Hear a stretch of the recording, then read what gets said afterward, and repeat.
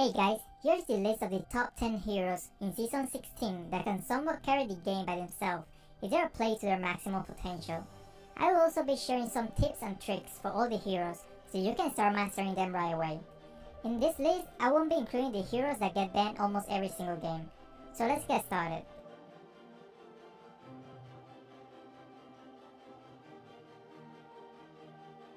Natalia just got revamped and now she's insanely good.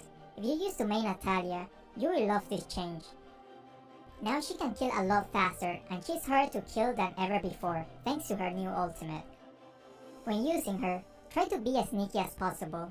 Farm enough early so later in the game you can assassinate the squishy heroes in couple hits. If your team is losing by a lot in the early game, then just try to split push and get as much farm as possible, so at the very least you will be strong enough to get some kills if the enemy's carry get careless. The spell that I strongly recommend is Inspire, since her attack speed got drastically reduced, but with Inspire and her second skill, you can still kill the target instantly.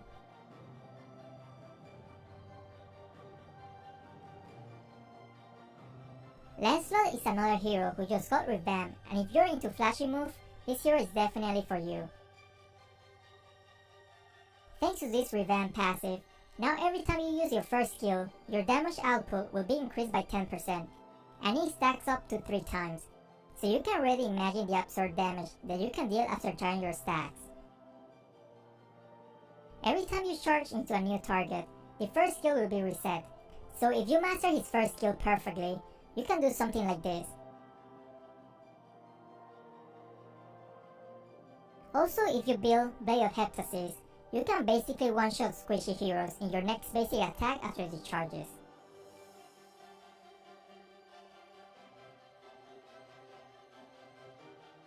Selena has become a fairy mage pick for this season. She gets a huge early advantage compared to other mages, since she can take the buff almost instantly at the start of the game, giving her a lot of time to invade the enemy's buff. Also, her damage output in the early game is absolutely broken even without items. Also with her traps, she gave a lot of vision in the map.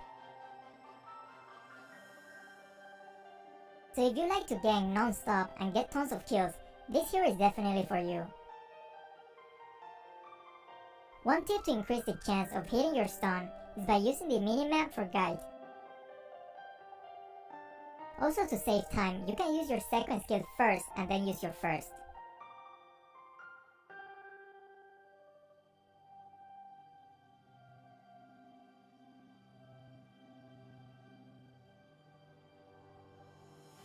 Lane is one crack of a hero. I will put him in the OP class.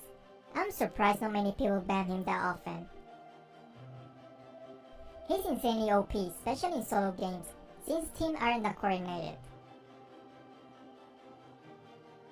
You can play Lane quite similar to Natalia. Just farm in the early game and soon you will be able to start killing all the squishy heroes. One important thing is that you got to make sure you got your blue or else you will be running out of energy fairly quick. If your team is struggling a lot in the early game and you still haven't gotten your farm, then just as Natalia, split push and get that farm up. If you have no items, you won't be able to provide any contribution to the team fights anyway.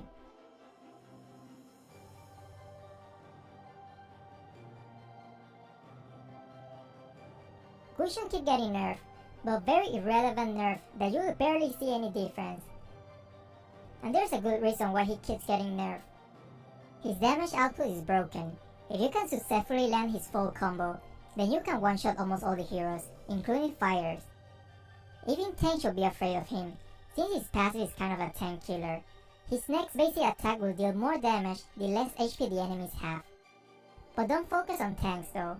When playing Gusion, your primary job is to kill the carries in one shot. So be patient and don't be the first one to jump to a team fight.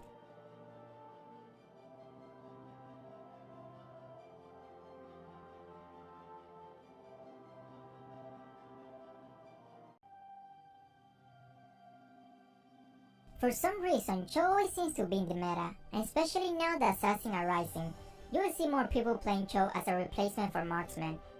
He hits as hard as an assassin, but at the same time he's not the easiest to kill. So people usually tend to gank him less because they don't really want to waste too much time since he can escape easily. Now, if you play him properly, you can completely change the outcome of the game. For this season, it's recommended to play him solo at the bottom lane. This way, it will make it a 2v2 at top lane, and since the enemy bottom lane is usually solo as well, then you will have the upper hand because Cho can almost win against anyone in a 1v1 situation. How could we forget about Nana? Believe it or not, a lot of pro players are actually banning Nana in the pro scenes. Don't let her appearance fool you. She's a very useful mage hero that if played properly, she can become a nightmare to the enemy team. After they improve her second skill and dispel Flame Shot, she's actually quite scary to face against. She's also not the easiest to kill, and if they really want to commit to kill you, they'll be wasting a lot of resources to do so, such as Flicker and ult. You can play her as a mage or support. Either way, she's incredibly powerful.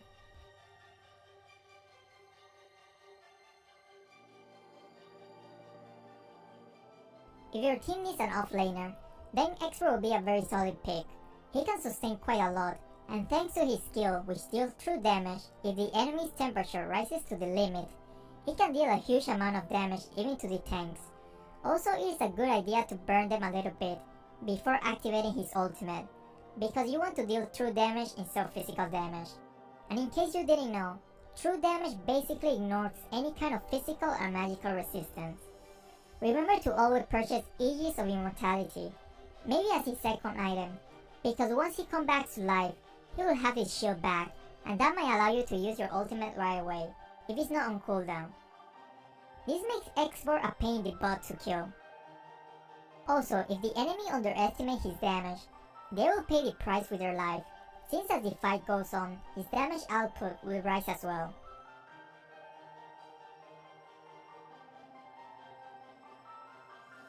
The two spots left are for marksmen. As we know, marksmen are pretty good thanks to the red buff. There are many good marksmen to use right now, such as Carry, Granger, Bruno, 1-1. But the one that we see banned more often are Bruno and 1-1, which is why I'm not going to cover them here. So usually Carry is pretty available, even in high rank games. Carry is a great tank killer, so don't be shy to attack tanks even in teamfights. If the tanks are out of position, you can melt them down fairly quick. You should build her with a little bit of sustained items such as Thunderbelt and even Athena Shield if the enemy's mages is dominating the game. Even without full damage items, don't worry, her damage mostly comes from her passive. A quick tip, if you respawn and need to go back to your lane, and there's not a teamfight happening, you can use her ultimate to run faster. By the time you need it for a teamfight, your ultimate will probably be up again.